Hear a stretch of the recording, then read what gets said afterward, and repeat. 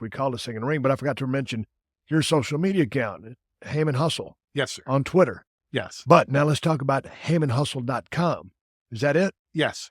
Okay, tell me a little bit about the website, because I was talking to you about a couple of years ago. I was going to start a website, and having a hard time coming up with content and all this stuff, and you started going into techno mode on me. So tell me a little bit about the Heyman Hustle website and what it's all about. Well, the Heyman Hustle website started actually as a video show that we were doing for the UK Sun, because the Murdoch family, Fox, was getting into the digital world. They wanted to do broadband television, which, by the way, is exactly what the WWE network is today. Regular streaming programming on a digital network. And they were getting that in a thing called Sun TV. And they wanted a flagship program for Sun TV, and we sold them on the concept of a weekly celebrity interview vlog with Paul Heyman interviewing Ice-T and Coco, or James Lipton, or Jesse Ventura, or whomever my guest may be.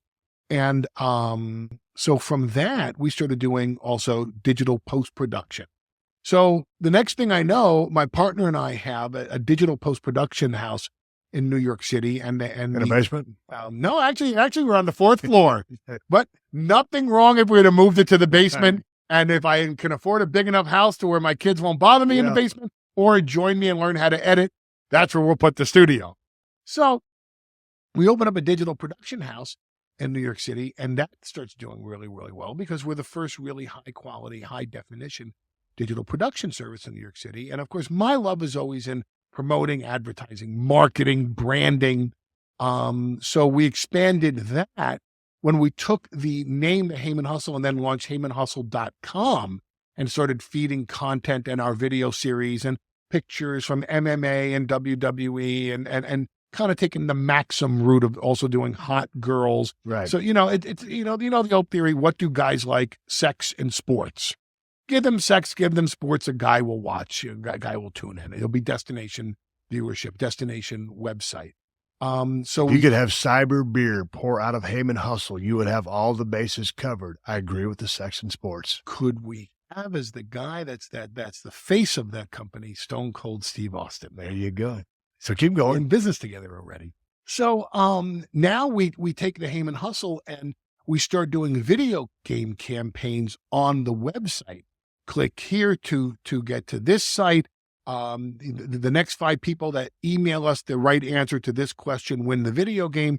And we're doing so well in video game promotion that now we decide, hey, why not open up a social media / digital advertising, marketing, and branding firm? So we open up what we call the Looking for Larry agency. And the face of the company, the centerpiece of our company, is our website, the Heyman Hustle website. So I always go to the Heyman Hustle website. Check it out. Lots of good-looking women. And I have time on you. Yeah, well, you said it. It's a place where guys would go. Yes. So, and then have time on your timeline. I mean, you have just all these gorgeous models on there. Well, what happened was, it's a very funny story. We were publishing a bunch of international models who were looking for a big break, from Australia, from New Zealand, from South Africa. And a very famous rock and roll designer from the United States tweeted one day, does anybody have a temporary tattoo? I'd like to put the Heyman Hustle logo on my ass and wear a thong to the beach.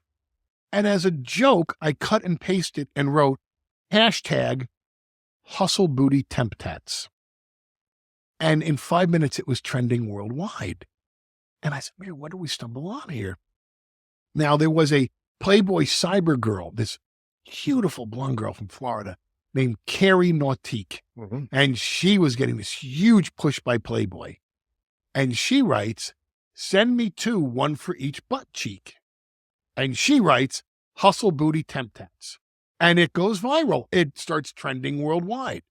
Now, this very famous reality star, who's this sizzling hot model over in the UK, she's a Greek-Irish girl named Georgia Salpa. And she is the page 3 girl of the year. She is on the cover of all the tabloids in the UK. She's the Kim Kardashian of the UK. She's the sensation of the moment. And she writes, I'd love to wear hashtag hustle booty temp tats. So now these women are sending in pictures And it could even be an upper body picture. Right. But the tagline for a hot looking woman in a bikini pic or a lingerie pic or whatever, just a hot pic of a hot woman, becomes Hustle Booty Temp Tats. This past year, we did the Hustle Booty Temp Tats Top 25. And we did it as a viral marketing campaign because now you get the models to promote, hey, go to the Heyman Hustle site and vote for me. Yeah. Sends me the traffic, raises my advertising rates, makes them more famous. And we did such a big viral campaign. We did bigger numbers than the Maxim 100 on a global basis. Really? Yeah.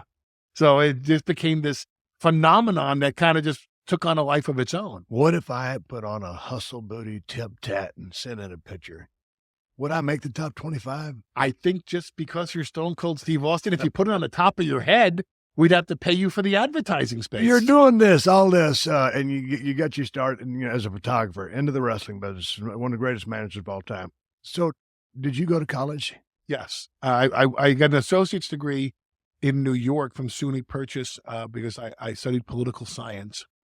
And I also double majored in communication because I was doing, and I got credit. That was the funny thing, credit for doing college radio.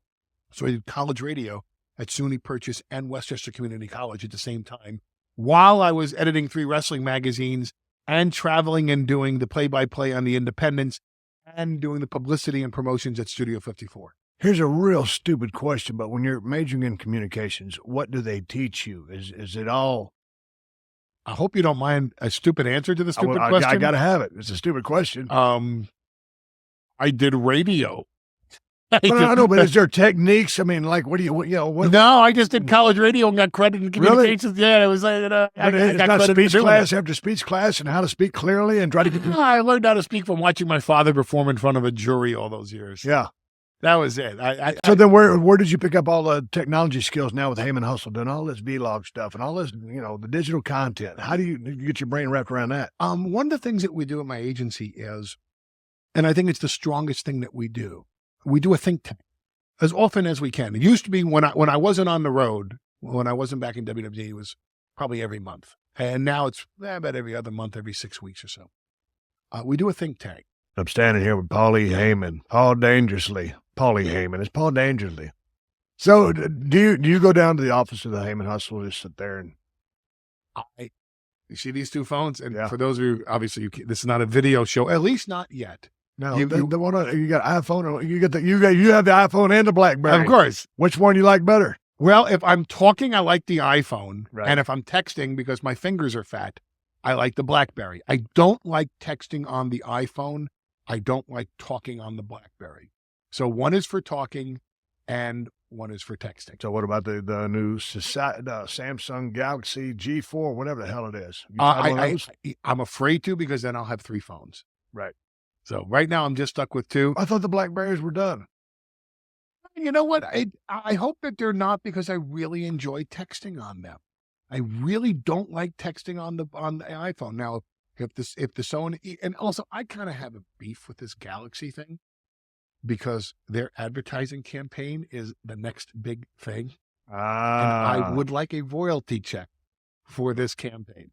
Brock Lesnar was the next big thing. Yes, he was. And I would actually like to employ Brock to do the collections on that royalty for me. Just walk in that office with Brock. I hate to be the son, but just working at Samsung when Brock Lesnar comes Did you ever see the movie? It's a Clint Eastwood movie. The Hamburger Hill or something. Heartbreak Hill. Heartbreak Ridge. When they said in the Swede? In the Swede. Yeah. I mean, when Brock was in college, they used to call him the Swede. Yeah. Because that guy looks so much like Brock. Yeah. I just want to send him into Samsung going, rip off your head, piss down your neck. And just let it be Brock Lesnar, and you guys owe us a royalty. Oh, Jesus. I remember going back down in the road when, if you needed to make a phone call, you stopped at a truck stop, a Denny's, an IHOP, a Waffle House, whatever. And then, if you're making a little bit more money, you might get a pager, a beeper. Then all of a sudden, cell phones, of course, you had the gigantic mechanical cell phone thing, but technology's come a long way, and you've ridden along with the crest. Well, you have to. Listen, you can't